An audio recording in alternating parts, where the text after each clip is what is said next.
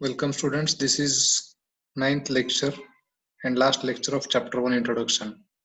Today we will see history of database system.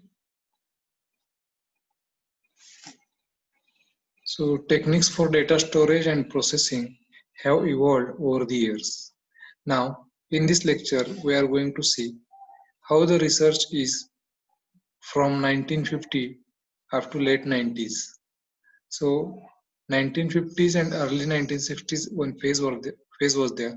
After that late 1960s and 1970s. 1980s was some different phase. After that early 1990s and late 1990s. So these are the different phases wherein a lot of research has been happened in the uh, data storage and processing. So let us see one by one. So first is 1950s and early 1960s. In those days, magnetic tapes were developed for data storage. So for any data processing, people has to carry the magnetic tapes with them. So and the input is to be given in the form of punched cards. So again, these devices must be carried by each and every human being. So input from punched card deck and output to printers. So it was a very lengthy process to print something. And one more drawback was there with magnetic tapes and using the punch cards, that it was having only read-only data, and that too sequential. So if I want to read the last record from that particular um, data storage, I have to read all the points which are there before last point. So it was the problem uh, which scientists recognized, and in the next phase, late 1960s and 1970s, hard disk came into picture. So before that, there was no concept like hard disk and something. Now hard disk is uh, came in the market in 1960s. The scenario of data processing is changed because of hard disk. Because of hard disk, the data processing was very fast and it was accessed in just tens of milliseconds. So huge revolution happened because of invention of hard disk.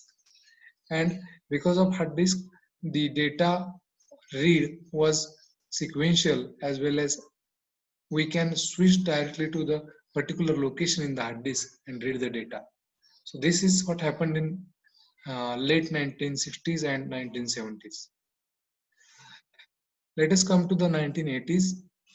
In 1980s, relational model was not used practically, but in the same age, System R was developed by IBM and it changed the scenario completely.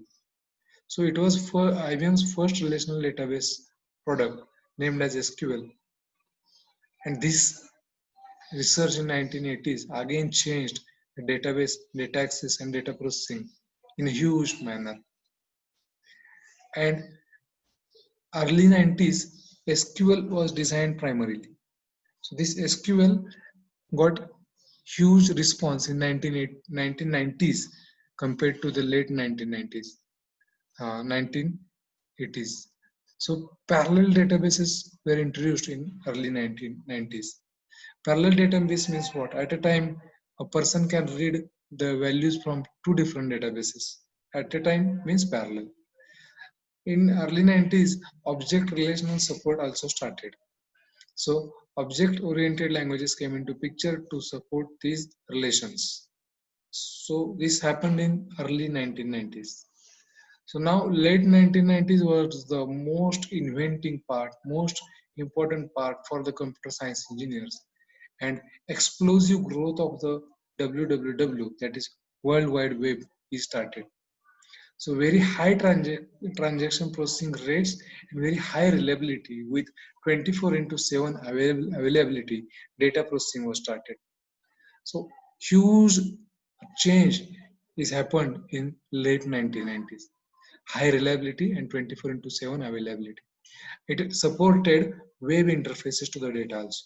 So by using WWW, that is internet, one person was able to access the data from remote location. So this happened in 1990s, and from that, huge research you can see. Now, databases can be accessed within a fraction of a second. You can access your Gmail, you can access your YouTube channel, you can access your Facebook, Instagram, WhatsApp within a fraction of a second. So this happened by the research of all the computer science scientists. Concluding remark for this lecture. In this lecture, we have seen how the research started with punched cards for data storage and came with a small piece of hard disk, which is able to now store the data in terabytes. So this was the research happened. So this comes under the heading history of databases. I have used every material from the Silberstein codes and Sudarshan database system concepts book.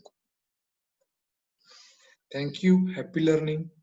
This is the end of the chapter 1. We will meet in the next chapter. Thank you.